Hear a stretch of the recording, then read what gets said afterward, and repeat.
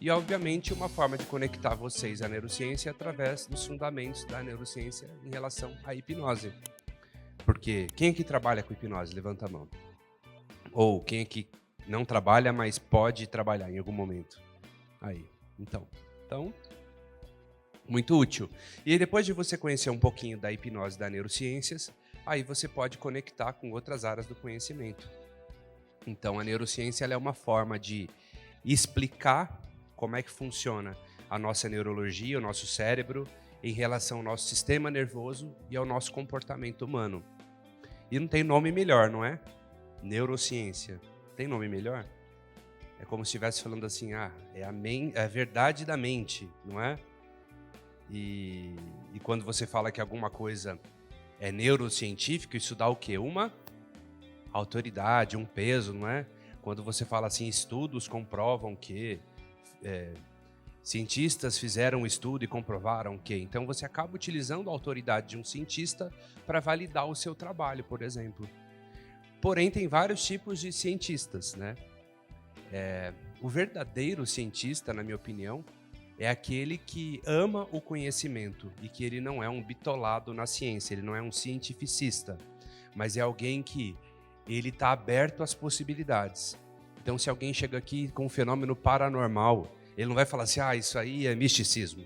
Não, ele vai assim, peraí, deixa eu estudar como é que funciona, deixa eu fazer um estudo, uma estatística, deixa eu fazer um teste.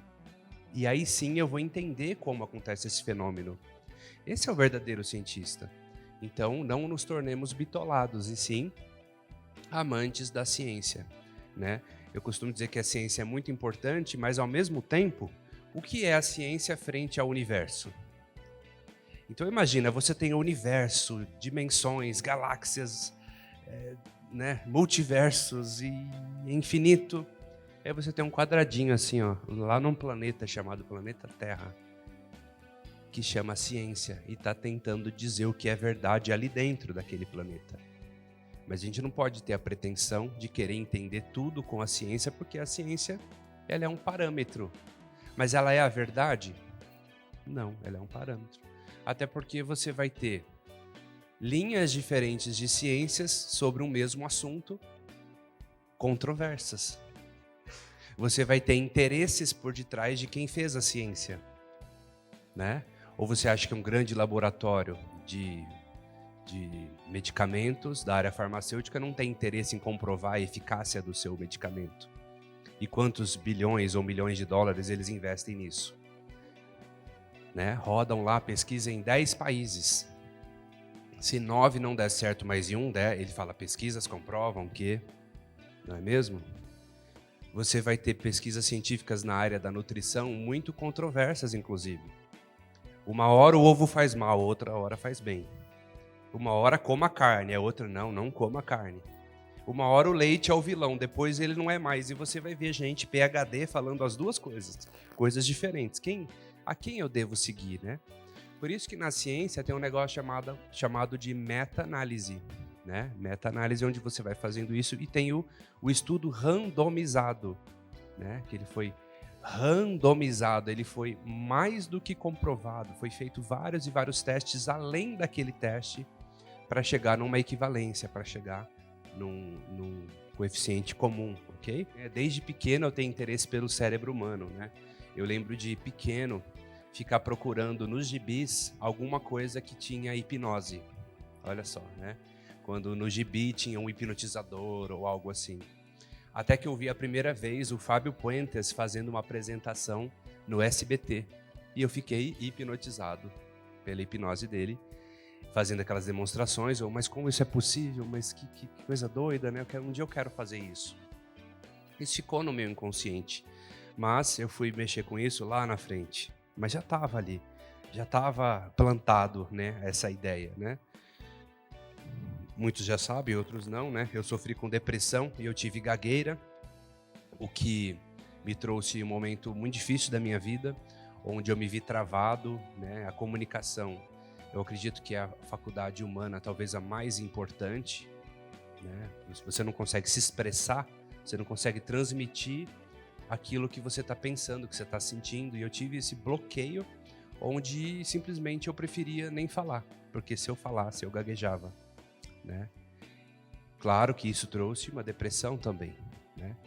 E ali, né, imerso naquele problema, meus pais não tinham orientação ou compreensão de como me ajudar a resolver aquilo, né? Onde que leva, quem que trata, ou será que não é frescura desse menino, né? Esse menino tem tudo e está com depressão, né? E era uma crise existencial ali. E aí foi quando eu procurei ajuda no autoconhecimento, né? Eu lembro que eu fui numa livraria Sebo e fui procurar livros que pudessem me ajudar a resolver esse problema. E aí eu conheci o livro O Poder do Subconsciente, do Joseph Murphy, e paguei R$6 nesse livro. Então muita gente fala assim que não tem condição de comprar um curso, mas você pode ir numa livraria Sebo e encontrar um achado lá. E aí eu comecei a ler um pouquinho sobre esse livro e eu pensei, se o que esse cara está falando aqui é verdade, eu vou testar isso. Se quer dizer que a gente pode reprogramar o nosso subconsciente através de afirmações, de decretos, de auto-hipnose, eu vou devorar esse livro. Embora seja um livro de 1963, muito criticado pelos cientistas, né, porque ele faz muitas alegações não comprovadas, é um livro que transformou muitas vidas. É uma leitura simples, direto ao ponto, onde ele basicamente explica o que é a mente consciente, o que é a mente subconsciente. Ele acredita que há uma inteligência dentro de todos nós, a qual ele chama de subconsciente, mas você pode chamar do que você quiser, centelha, enfim, que responde aos nossos pensamentos, sentimentos e cria a nossa realidade. Ou seja, ele acredita que existe uma inteligência infinita que transcende o entendimento humano que está conectada a essa mente. E que essa inteligência nos criou. Essa inteligência criou os nossos órgãos, o nosso funcionamento. E olha que interessante, a gente está aqui nessa palestra, nesse evento, e a gente não está tendo que dar conta ou se importar como o nosso coração está funcionando, como os nossos anticorpos estão funcionando, como o meu intestino está funcionando. E está tudo funcionando de maneira autônoma, não é? Você não está tendo que se preocupar com isso. Você não tem que preocupar nem em respirar. Mas agora talvez você esteja percebendo como você está respirando.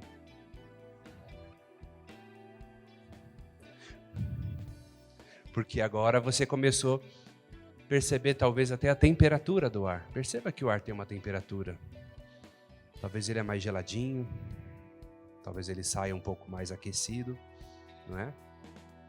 Mas daqui a pouquinho você desfoca e, independentemente de qualquer coisa, você está respirando. Então existe uma inteligência que trabalha a nosso favor, que cuida da nossa vida, que cuida da nossa imunidade. E essa inteligência que habita em nós, ela aceita os nossos comandos, os nossos decretos, os nossos pedidos de outras pessoas ou nossos. E ela faz de tudo para aquilo se transformar em realidade. Muito embora a ciência não vai encontrar esse tal de subconsciente, né? Porque não tem ele no cérebro lá escrito, né? Alguns cientistas renomados vão insistir em falar que ele existe, como Bruce Lipton, que a Rita citou, o Joe Dispenza e vários outros falam do subconsciente como uma inteligência que você não vai encontrar lá no cérebro. No cérebro você vai encontrar só o efeito do subconsciente. Mas ele transcende o entendimento, porque a mente não é necessariamente o cérebro. Então, quando alguém te falar assim, o subconsciente não existe, aí você pergunta assim, você está procurando ele no cérebro ou na mente? Pronto, já quebrou o paradigma.